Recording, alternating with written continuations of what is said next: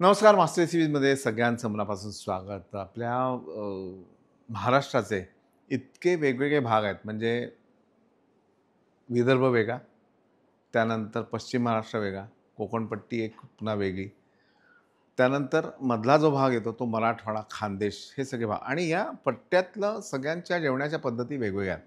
तर इकडे लातूर, परभणी, त्याच्यानंतर नांदेड आणि उस्मानाबाद हा जो पट्टा आहे, यामध्ये मोजकेच पदार्थ आहे, पण वैशिष्ट्यपूर्ण आहेत. तिथे तुम्ही रस्त्याने जाल तर तुम्हाला दही धपाटे, खिचडी, असे नामदेव खिचडी असा एक वेगळा प्रकार त्याच्यात. त्यामध्ये परभणी जिल्ह्यामध्ये मी एक पाहिलं, की कच्च्या फोडणीची खिचडी.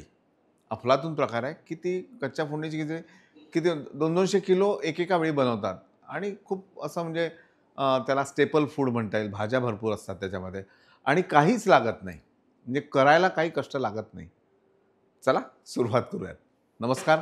मास्टर रेसिपीजमध्ये सगळ्यांचं मनापासून स्वागत. पाणी साधारण 4 वाट्या मी घेतो आहे.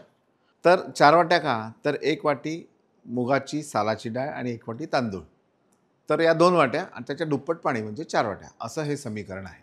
हे सुंदर मसाले पाहिले की तसंच मनाला आनंद येतो. हळद, त्यानंतर तिखट,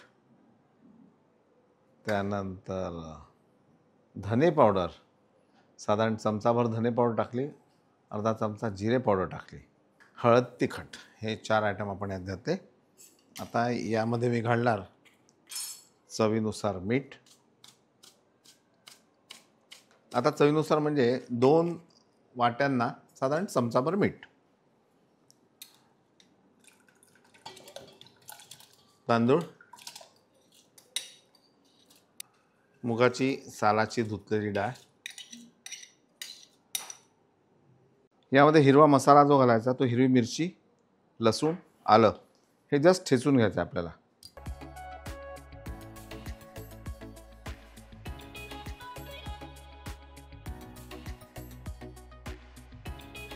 हा जो एक रॉनेस किंवा रफनेस असतो ना, तर त्याच्यामुळे पदार्थाला एक वेगळी मजा येते. नाही तर काय आलं लसूणची पेस्ट करून घ्या, हे करून घ्या, त्याच्यात वेळ जातो आणि स्वयंपाक करताना कंटाळा येतो आपल्याला, की खूप सारं काम आहे आणि तो पदार्थ करायचा. पण या रफनेसमुळे पदार्थाची चवही बदलते, करायला मजा येते जास्त आणि गरम गरम असेल तर क्या बात आहे. अशी ही वैविध्यपूर्ण खाद्यसंस्कृती आपली महाराष्ट्राची आहे आणि ती वाढवणं किंवा लोकांपर्यंत पोहोचवणं ही आपली सगळ्यांची जबाबदारी आहे.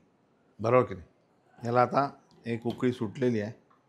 यामध्ये आपण घालू कच्चा चिरलेला कांदा, त्यानंतर गाजर, फ्लॉवर, ज्या ज्या भाज्या तुम्हाला आवडत असतील, टोमॅटो, क्या बात आहे, आणि त्यानंतर यामध्ये आपल्याला थोडंसं दही घालायचं आहे. तर आता तुम्ही म्हणाल टोमॅटो आणि दही दोन्ही का? पण दोन्ही का हे जेव्हा तुम्ही खाल ना, तेव्हा तुम्हाला समजेल की हे दोन्ही का. थोडी कोथिंबीर मी आत्ता घालतो आहे आणि त्याचबरोबर 1-2 चमचे तेल. ही आहे कच्ची फोडणी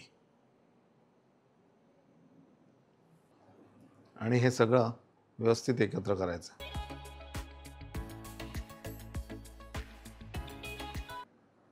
पहिले हाय फ्लेम आणि मग फ्लेम जी याची कमी करायची गॅसची.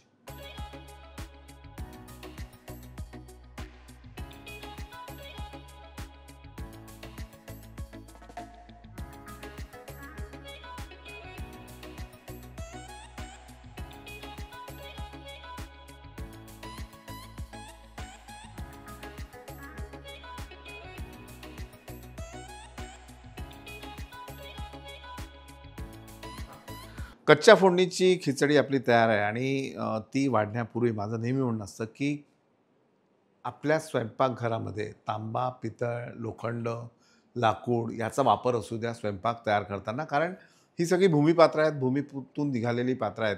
त्याच्यामध्ये जे त्या मेटलमध्ये जे काही मिनरल्स असतात ते कळत-नकळत पोटात जातात पदार्थांच्याद्वारे. त्याला चवसुद्धा वेगळी येते आणि गरजेचं नाही की तुमच्याकडलं जे भांडं आहे त्याला कलई नसेल तर आम्ही कसं करू?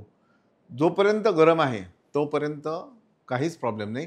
पण एकदा का पदार्थ त्याच्यामध्ये तयार केला, तो लगेच दुसऱ्या भांड्यात काढून ठेवा. काचेच्या भांड्यामध्ये किंवा स्टीलच्या भांड्यामध्ये काढून ठेवा. त्याला काहीही अपाय होत नाही. ठीक आहे? चला सर्व्ह करू.